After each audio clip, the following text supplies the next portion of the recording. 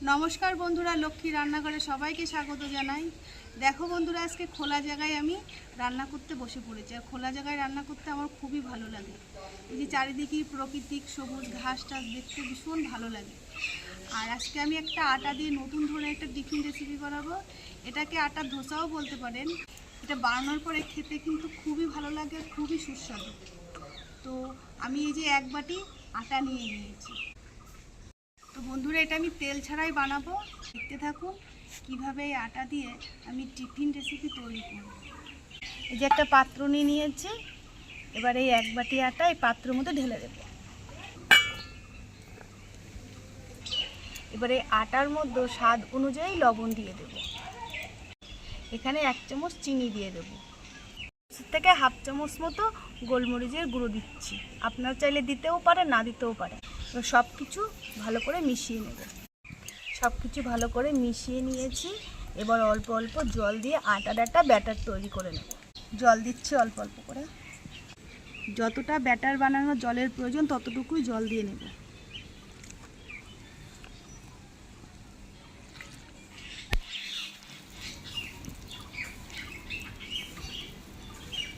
অল্প জল দিয়ে ব্যাটারটা আমি তৈরি করে নিয়েছি।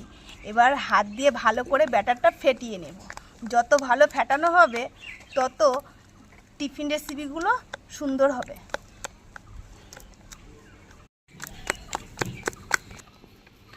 দেখো বন্ধুরা, হাত দিয়ে ভালো করে ফেটিয়ে নিয়েছি আটার এই ব্যাটারটা।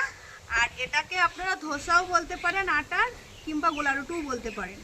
টিফিন রেসিপিটা যত জল কম দিয়ে আটার এই ব্যাটারটা তৈরি করবেন তত ভালো তৈরি হবে, কড়া দেওয়ার সাথে সাথেই উঠে আসবে। তো আমার ব্যাটারটা তো তৈরি হয়ে গেছে, এবার উনুন ধরিয়ে নেব, নিয়ে টিফিন রেসিপিগুলো তৈরি করে নেব।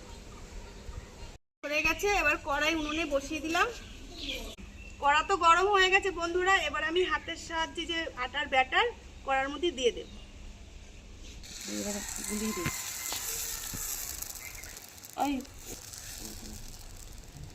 এবার আস্তে আস্তে এভাবে ছড়িয়ে দেব।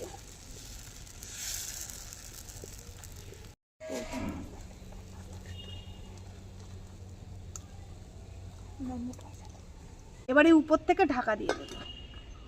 ঢাকনাটা তুলে নেব। এবার আস্তে আস্তে এইভাবে একটা আমার তৈরি হয়ে গেছে। এক পিঠ তো ভাজা হয়ে গেছে, এবার অন্য পিঠটা একটু ভেজে নেব।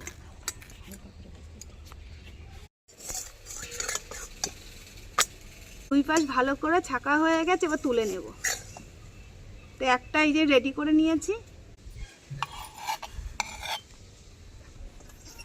আবার নিয়ে নিচ্ছি, আবার কড়ার মধ্যে দিয়ে দেব।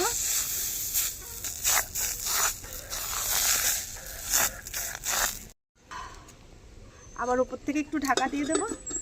ঢাকনি আবার তুলে নিচ্ছি। এটা একদম এমনিতেই উঠে গেল বন্ধুরা, দেখো কি সুন্দর লাগছে দেখতে নিচটা। 2 মিনিট মতো ঢাকা দিয়েছিলাম, আবার ঢাকনা তুলে নিচ্ছি। এবার তুলে নেব। এই যে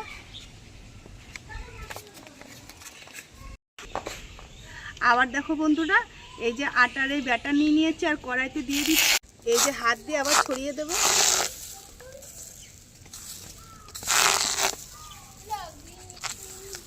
এই ছড়িয়ে দিচ্ছি। এই যে আবার উপর থেকে 2 মিনিট মতো ঢাকা দিয়ে দেবো। আবার 2 মিনিট পরে ঢাকনা উপর থেকে তুলে নিয়ে উল্টে দেবো। 2 মিনিট হয়ে গেছে বন্ধুরা, আবার আমি উপর থেকে ঢাকনাটা তুলে নিচ্ছি। এই যে উল্টে দিলাম। এক পাশটা হয়ে গেছে, আর এক পাশটা উল্টে দিয়েছি। আবার 2 মিনিট মতো এভাবে ঢাকা দিয়ে দেবো। আবার বন্ধুরা উপর থেকে ঢাকনাটা তুলে নিচ্ছি। এই পাশটা তো হয়ে গিয়েছিল, এবার আর এক পাশটা উল্টে নেব। হয়ে গেছে বন্ধুরা, এবার তুলে নিচ্ছি। এইভাবে একে একে যেটুকুনি আটার ব্যাটার আছে বন্ধুরা, এইভাবে আমি ধোসা গোলা রুটি তুলে নেব।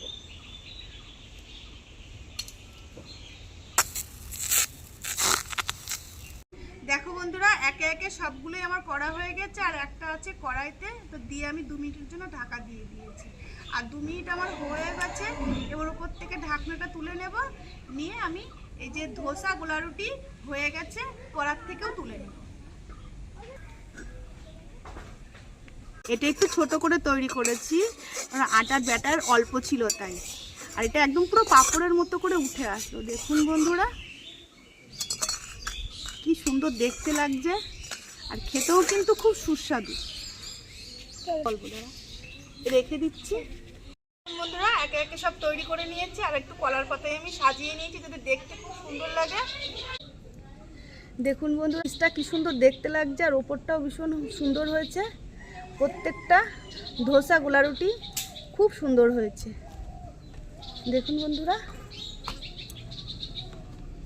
বন্ধুরা আটার এই ধোসা গোলা রুটি গরম গরম খেতে কিন্তু খুব ভালো লাগে, ঠান্ডা হলেও খুব ভালো লাগে। বন্ধুরা ধোসা এই গোলা রুটি চায়ের সাথেও খেতে ভালো লাগবে, যদি মনে করেন একটু সস লাগিয়ে নেবেন তাও খেতে পারবেন, কিংবা সবজি মাংসের সাথেও খেতে খুবই ভালো লাগবে।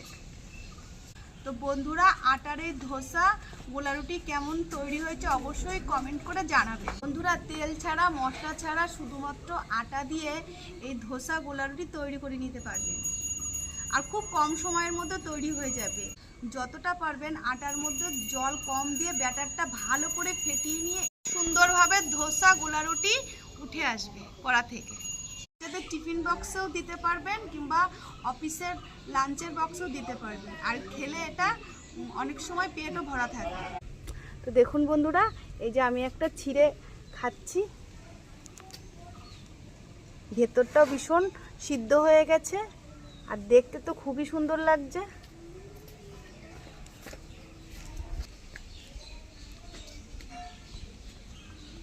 শুধু মুখে খুব সুন্দর লাগছে খেতে। তো বন্ধুরা আমার এই রেসিপিগুলি যদি আপনাদের ভালো লেগে থাকে আমার চ্যানেলটিকে সাবস্ক্রাইব করে চ্যানেলটির সঙ্গে জুড়ে থাকবেন, আমার খুব ভালো লাগবে। তো বন্ধুরা আজকের মতো ভিডিও এই পর্যন্ত, আবার একটা নতুন রেসিপি নিয়ে আপনাদের সামনে চলে আসবো। আর এতক্ষণ আমার সঙ্গে থাকার জন্য আপনাদেরকে অসংখ্য ধন্যবাদ। আমার নতুন বন্ধু পুরনো বন্ধু আমার সঙ্গে থাকার জন্য আমার অনেক অনেক ভালোবাসা রইল।